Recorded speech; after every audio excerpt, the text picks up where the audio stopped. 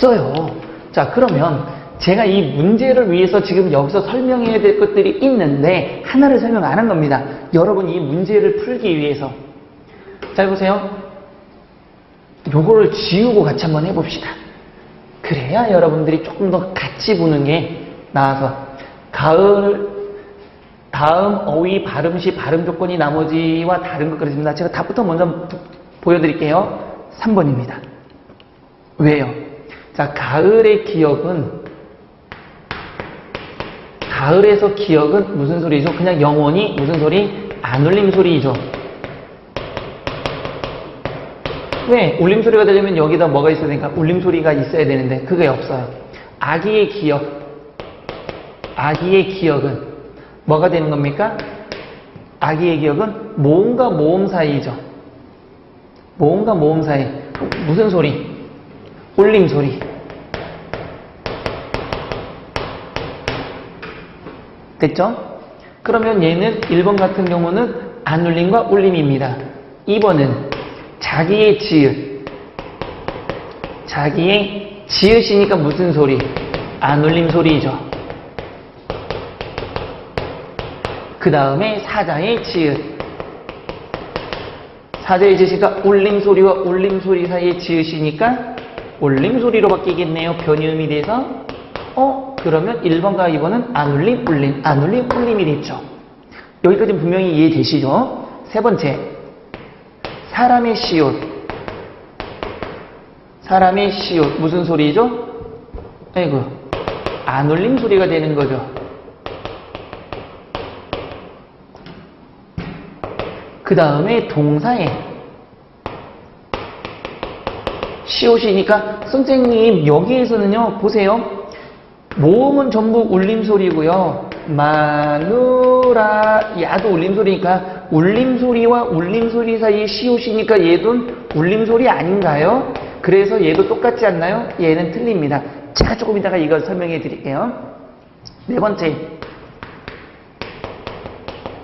다리에 디귿이니까 영원히 무슨 소리죠?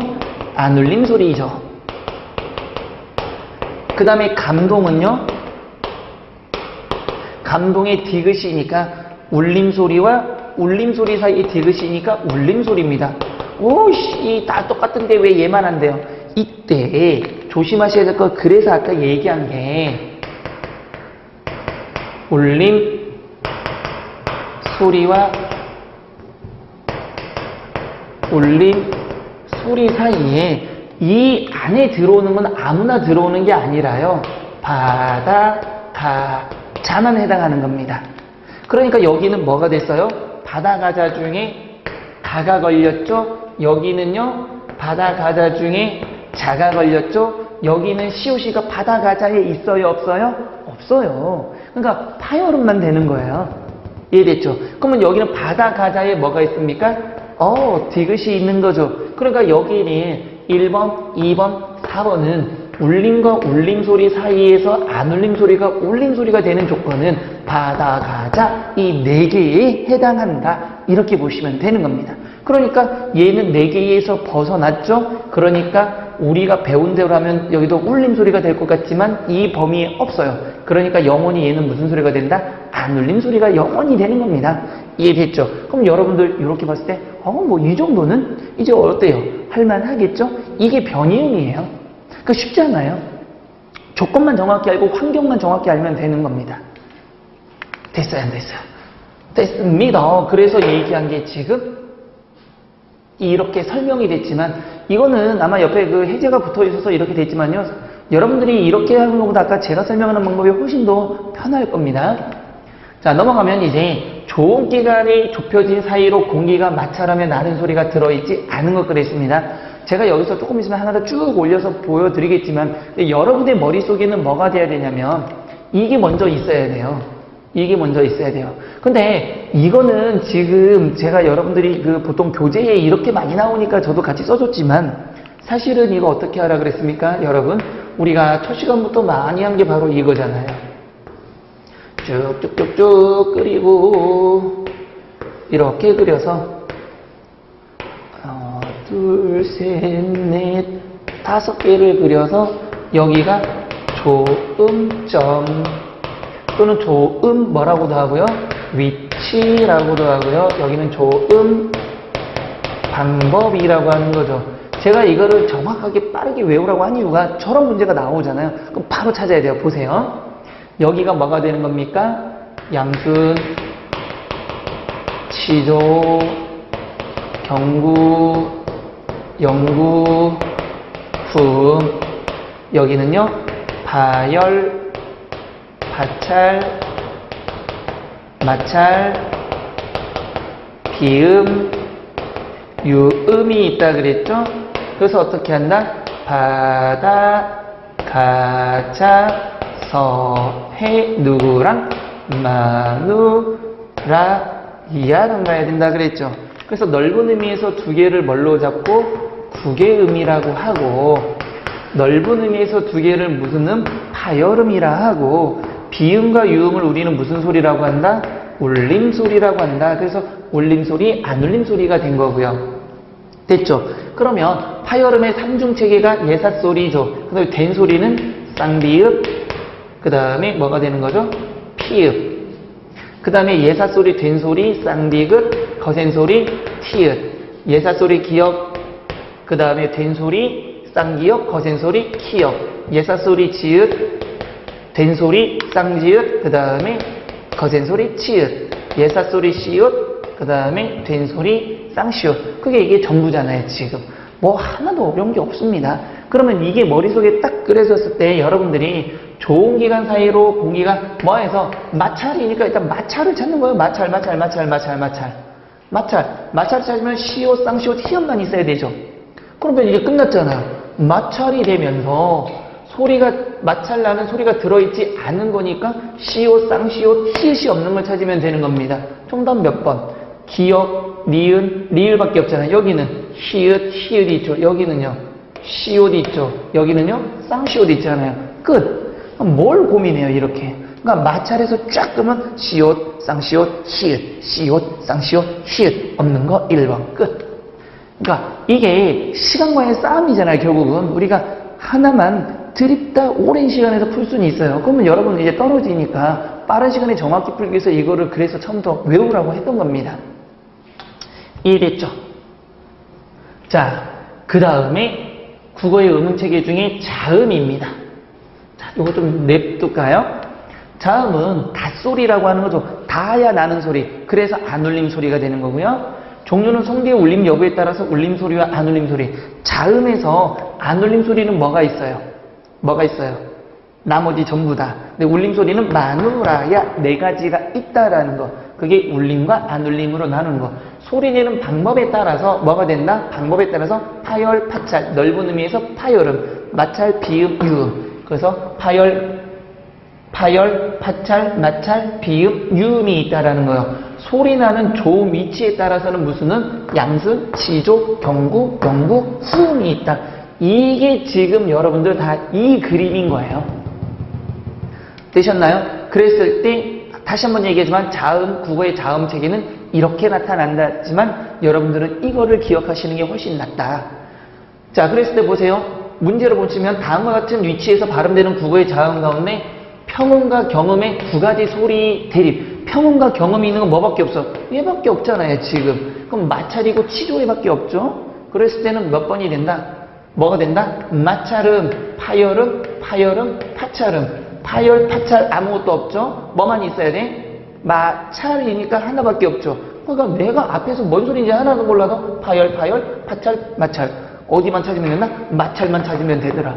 정답은 3번. 그러니까 굉장히 빠르게 풀 수 있잖아요. 이해되셨죠? 자, 이제 모음입니다. 자, 모음도 앞에서 분명히 얘기했지만 모음 사각도를 분명히 그리라 그랬죠. 여기에는 여러분들이 가장 많이 보는 그림일 수 있어요. 근데 모음 사각도를 그려서 어떻게 하라 그랬죠? 짜잔 짠짠. 입이 벌어지는 위치를 이렇게 하고 원래는 이 모양이에요. 근데 우리가 인위적으로 어떻게 하자? 반을 싹둑 잘라서 나누자.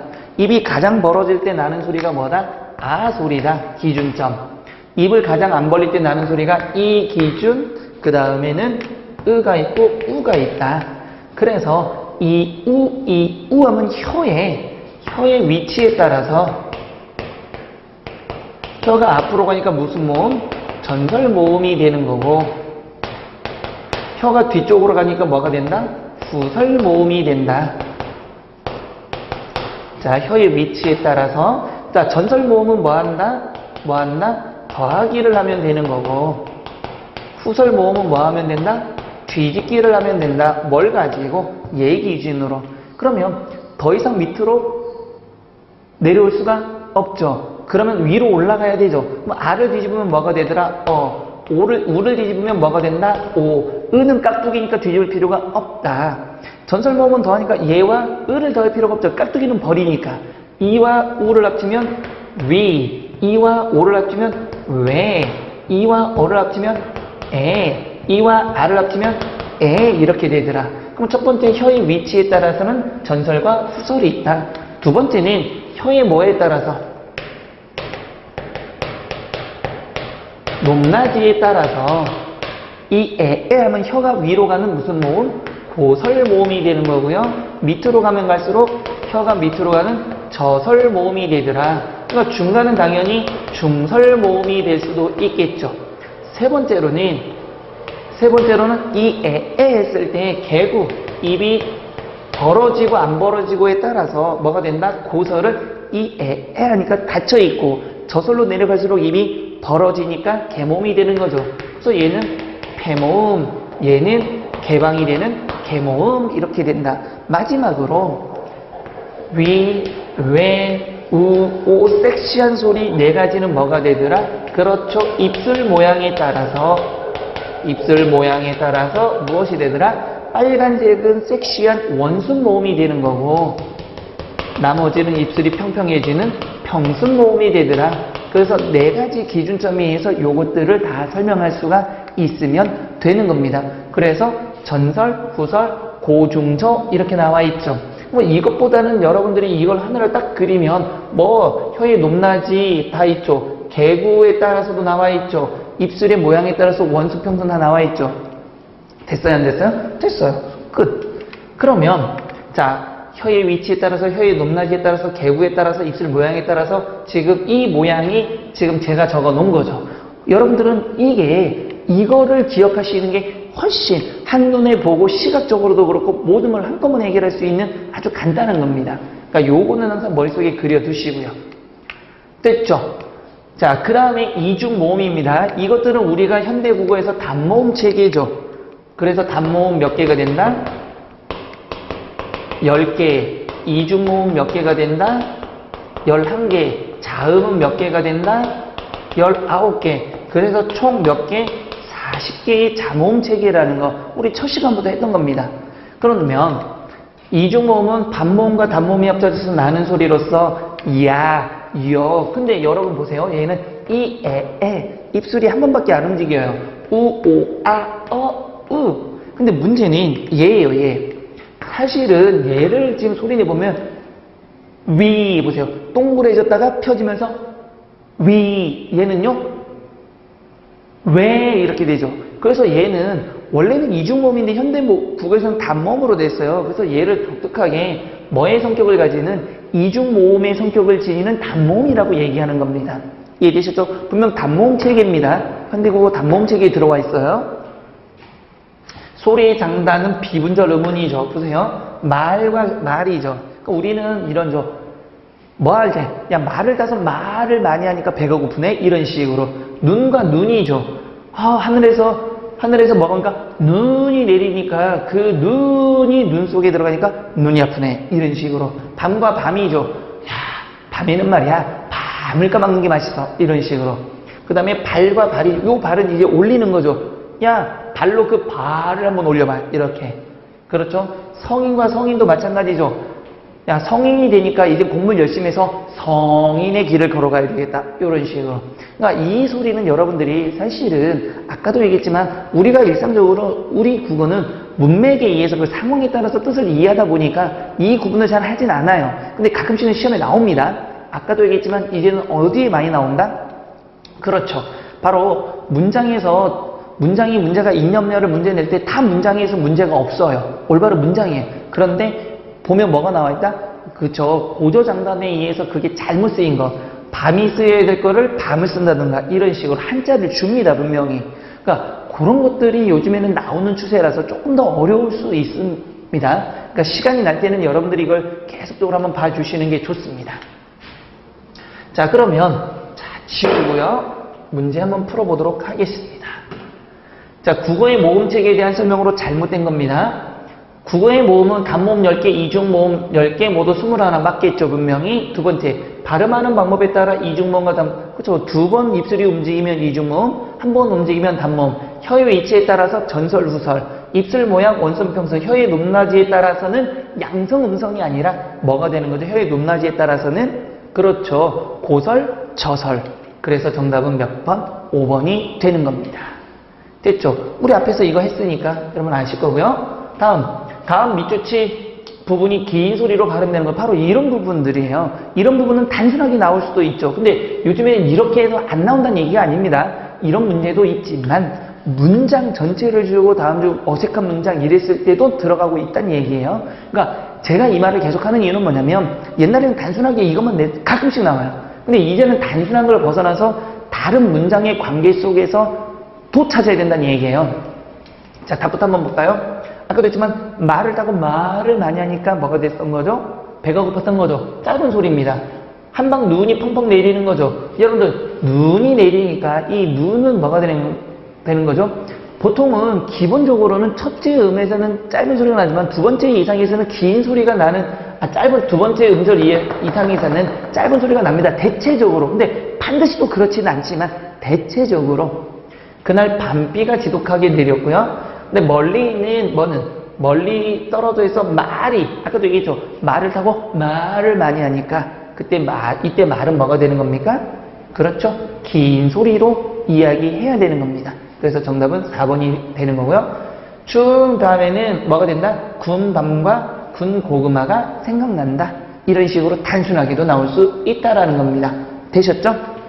자, 지금까지 해서 우리 말소리까지 했고요. 우리 다음 시간에는 뭘 할 거냐면 미리 좀 보여드릴게요. 음운의 변화입니다. 즉 음운 변화가 나올 겁니다. 이 음운 변화는 우리가 다음 강좌에서 이어나갈 거니까 여러분들이 한번 보시고요. 오늘은 여기까지 하겠습니다. 자, 오늘 여러분들 수고하셨고 오늘 한 것들의 말소리까지 다 정리하는 습관 항상 들이시고요. 다음 시간에 음운의 변화에 대해서 다시 진도 나가도록 하겠습니다. 여러분 수고하셨고요. 다음 시간에 다시 보도록 하겠습니다.